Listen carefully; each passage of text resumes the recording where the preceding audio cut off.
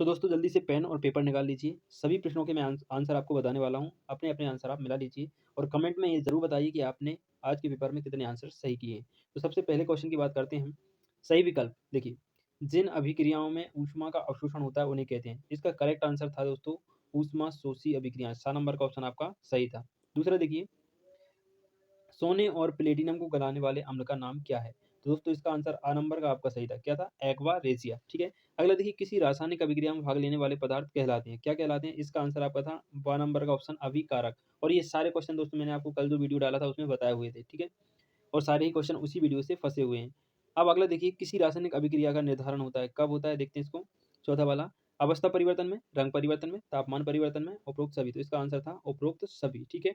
अगला देखिए, अम्लों के लिए कौन सा कथन सत्य है? कड़वा स्वाद लाल लिटमस को नीला कर देता है, खट्टा स्वाद लाल लिटमस को नीला कर देता है, कड़वा स्वाद नीले लिटमस को लाल कर देता है, खट्टा स्वाद नीले लिटमस को लाल कर देता है। तो 2 नंबर का ऑप्शन आपका करेक्ट आंसर हो जाएगा यहाँ पे, ठीक है। अगला देखिए, पीएच स्केल की परास। पीएच स्केल की परास दोस्तों 0 से 14 होती है। अगला देखिए, टूटी हड्डियों को जोड़ने के लिए इसका करेक्ट आंसर था दोस्तों प्लास्टर ऑफ पेरिस। आपने सही किया होगा, आई होप। अगला देखिए, पीने योग्य जीवाणुओं को मुक्त करने के लिए किस पदार्थ का उपयोग किया जाता है? तो इसका करेक्ट आंसर तो था दोस्तों आपका व्रंजक चूर्ण। इसके बाद आ जाते हैं हम खालिस्तानों पर। तो खालिस्तान था प्रकाश संश्लेषण की क्रिया पौधे की पत्ती वाले भाग में होती है। इसका आंसर क्या था दोस्तों? पत्ती। क्या आंसर था दोस्तों इसका? पत्ती आंसर था, ठीक है। यकृत द्वारा रस स्रावित होता है। कौन सा रस होता है दोस्तों? पित्त रस। कौन सा रस? पित्त रस स्रावित होता है। कोशिकीय प्रक्रमों के लिए ऊर्जा मुद्रा क्या होती है दोस्तों? एटीपी। क्या? एटीपी आंसर हो जाएगा इसका, है ना। तंत्रिका तंत्र की प्रमुख इकाई दोस्तों न्यूरॉन होती है। क्या होती है? न्यूरॉन। न्यूरॉन होती है, ठीक है। मनुष्य में प्रतिवर्ती क्रिया का केंद्र दोस्तों मेरुरज्जु होता है। ये दोस्तों मस्तिष्क का एक भाग होता है मेरुरज्जु। तो मनुष्य में प्रतिवर्ती क्रिया का जो केंद्र होता है वो मेरुरज्जु होता है। खालिस्तान ग्रंथि को मास्टर ग्रंथि कहते हैं। तो दोस्तों पीयूष ग्रंथि जो होती है, क्या होती है? पीयूष। पीयूष ग्रंथि को हम मास्टर ग्रंथि कहते हैं। दो तंत्रिका कोशिकाओं के मध्य खालिस्तान को कहते हैं। इसको बोलते हैं दोस्तों सिनेप्स। क्या बोलते हैं? सीनेप्स। सिनेप्स, ठीक है। इस प्रकार से आपके ये खालिस्तान कंप्लीट होते हैं। आगे बढ़ते हैं हम। देखो, इसके बाद आए थे आपके एक वाक्य में उत्तर। चांदी के आभूषण पर काली परत किसकी होती है? ये होती है दोस्तों हाइड्रोजन सल्फाइड की। किसकी दोस्तों? हाइड्रोजन सल्फाइड की, या इसको आप सल्फर भी लिख सकते हैं। क्या लिख सकते हैं?